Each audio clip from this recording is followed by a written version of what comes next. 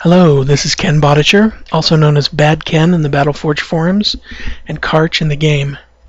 This video is a replay of Defending Hope, the third single-player PvE map in BattleForge. It's on Expert difficulty, and I'm using a full nature deck. Defending Hope isn't quite as exciting as some of the other replays, since this one is all about defending. Most of the time what's going on is either building defenses or replacing defenses that get destroyed. By the way, I've rotated the view 90 degrees for this replay, so the top of the screen is facing east. This makes it easier to see what's going on, because otherwise the walls would hide some of the action. So I started out building Windweavers and Shamans and putting up walls as soon as possible, so the Twilight attackers are beating on walls instead of the Soulstones in my defenses.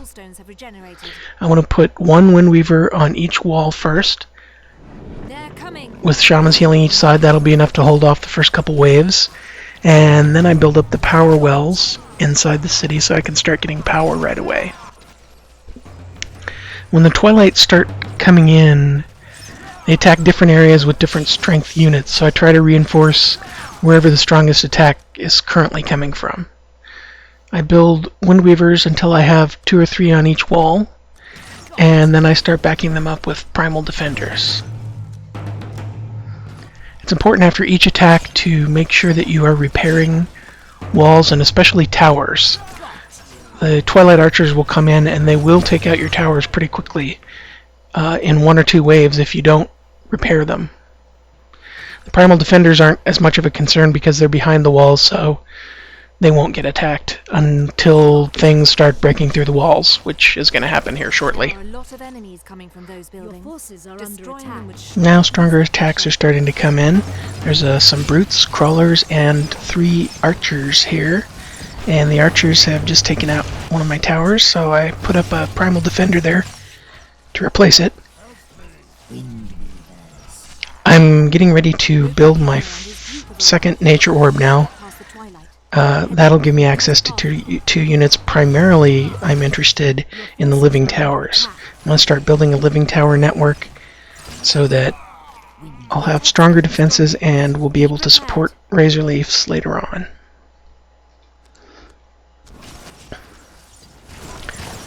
A little bit ago, video warned us about the encampments in the 4 corners of the map, and we're not going to go and do anything about them in this replay. I had enough trouble with power just keeping up my defenses without having to build a strong offensive force to go out and take out Twilight buildings. So, okay, here's the first group of Twilight Devastators coming in, and it's kind of unfortunate they came in shortly after another strong group, and so my defenses are kind of hurting there. I've built up Living Tower network on the east side of the map, but on the west side they were able to break through. You see on the east side here, the Living Tower network was able to defend. On the west side, I'm getting stronger attacks, and the defenses aren't quite as built up there. There's a set of Twilight Hags, which are really devastating in this map because they have such range. They can take out your towers. Notice they just took out a living tower that I had just built there in the southwest. This is an example of one of those times you want to take your archers off the walls. You can take them down to the south and defend against hags. Oh, and some Twilight Devastators have broken through the wall. My defenses there killed pretty much everything in the west, and they took out my orb, my second orb. The one final remaining tower there was able to finish them off. I followed up by a couple of Twilight Creeps who killed my defending Sky Elf. Rebuilding the orb, but that single tower there took care of the Twilight Creeps too, and I have to rebuild my defenses quickly here in the west. I'm going to put out a Spike Root. It's got some archers pinging him, but it's going to hold out there for a little bit. The defenses in the east are still holding out nicely. Defenses in the west are requiring a little more crowd control. There's some creeps coming in, or some Twilight Slavers, and they just wiped out my single Spike Root, so I had to build a couple more closer to the orb. You see, my wall was almost gone there. It's a real fight on the west side to keep my defenses up. More hags coming in, so I'm going to send archers after them, supported by a shaman. And again in the northwest, archers and some Twilight creeps. The spike roots took care of the archers and the towers took care of the creeps, but I lost another living tower and keep having to rebuild those in the west. Now I've got my third orb and a Razor Leaf out. The Razor Leaf is going to help out even more in the east. Look, we've got some Twilight Vile Bloods coming in now. They're really strong attackers, and you don't want them breaking through the walls because their Vile Blood will kill things inside the city. Looks like the Spike Roots are doing a pretty good job in the west of holding things off in the northwest, and I've got another Razor Leaf on the west side. I positioned it so that it will handle any Twilight Hag attacks that come in, because it's kind of a pain to have to pull the archers off the wall every time the Twilight Hags show up. There the archers took out a living tower again.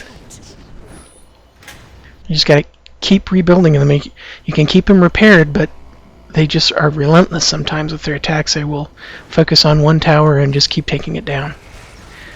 More Twilight Vile Bloods, and now I have some Mindweaver towers up, which are much stronger than the living towers. Don't support the root network, but I'm going to put one Mindweaver tower up on each wall. They attack air, they attack ground, and they have a powerful attack. I could use them for mind control too, but that's a little bit more micromanagement than I really want to deal with on this map. I'm trying to watch 4 walls at once, and so trying to mind control on top of that would test my micromanagement abilities.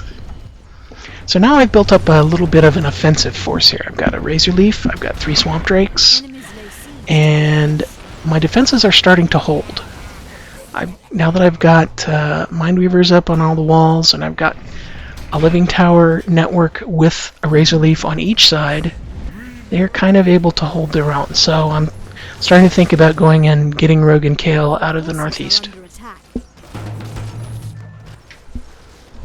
Even these Vile Bloods are staying outside the wall here because the Razor Leaf's attack is so powerful. Backed up by the living towers. And that time, the living tower survived an archer attack. Maybe I repaired it earlier, I don't know. We get a problem in the northeast, though. It looks like somebody got the attention of the Abomination, the Twilight Abomination, that Colossus-looking guy, a little bit earlier than I expected, and so I wasn't prepared for it, and he just basically took out everything I had there. My entire offensive force and one of the power wells I was building up there. I have enough power to bring in another Razor Leaf, but beyond that I have to build more power wells to rebuild my offensive force. You can see a Razor Leaf all by himself can hold those power wells pretty well, even outside the city.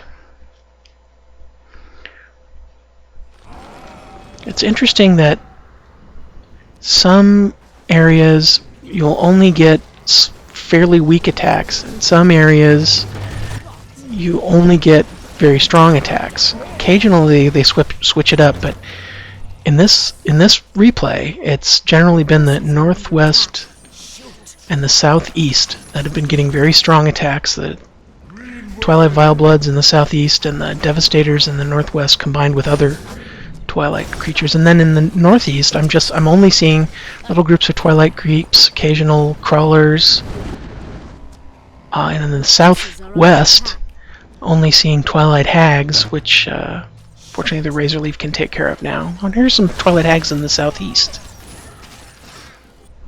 But the defenses, they were no match for the defenses. I have a living tower up outside the city supporting my Razor Leaf. Gonna get the attention of that Abomination now that I'm ready for it.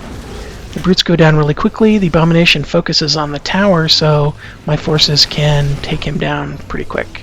The Razor Leaf was attached to my big living tower network there, so his attacks were very strong. And you see by the icon in the upper left, I have an offensive Wheel of Gifts up. So now I've actually killed the Twilight creatures that are in the way between Rogan Kale and the city, but if you don't go up there actually and reveal that part of the map, Rogan Kale won't come down yet. So I'm using that fact to get a little more power going, get a little more defenses stabilized before Rogan Kale comes in, because when he does, the attacks start getting even stronger. I'm going to set up my offensive force here rather than using them to attack any of the Twilight encampments in the corners of the map. I'm just going to set them up by the 4th orb up there in the north. A Razor Leaf and some Swamp Drakes backed up by a Shaman should be enough to hold that orb. I'm going to put a Living Tower there behind him to make the Razor Leafs a little stronger. It looks like I lost one of my orbs again there to some Twilight Hags. Their long-range attacks are just devastating. So some pretty strong attacks start coming into the north here. So you need some strong defense and maybe an occasional crowd control to hold them off. You got those Twilight Thornbark looking creatures, and probably some Twilight Horrors going to be coming in there later with their freeze attacks.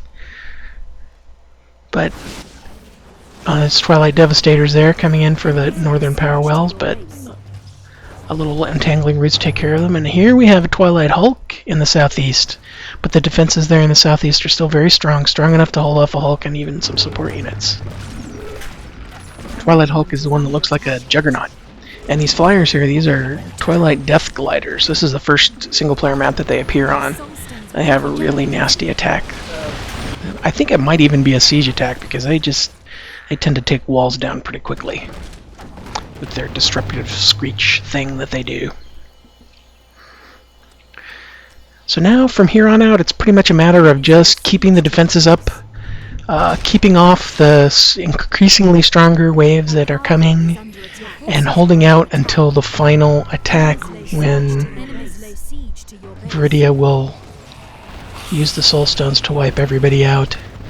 So now we're getting these Death Gliders and Twilight Horrors coming in, and if your defenses are not enough at this point to keep them outside the city, they will just come in and wipe you out.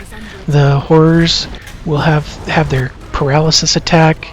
The Death Gliders have this disruption thing that just destroys buildings and towers. And now that I have enough power saved up, I've got myself a tier 4 unit before the end of the game. I've got a Great Worm out there, which is good. Here we go, there's the final wave, and you notice that the Twilight Dragon here, not as strong as the Great Worm, and that's markedly different from the previous map where the Twilight Dragons were just super strong. There we go, the Soul Stones were activated, everybody died, and that's the end. I hope you enjoyed this replay, and I hope you find it helpful.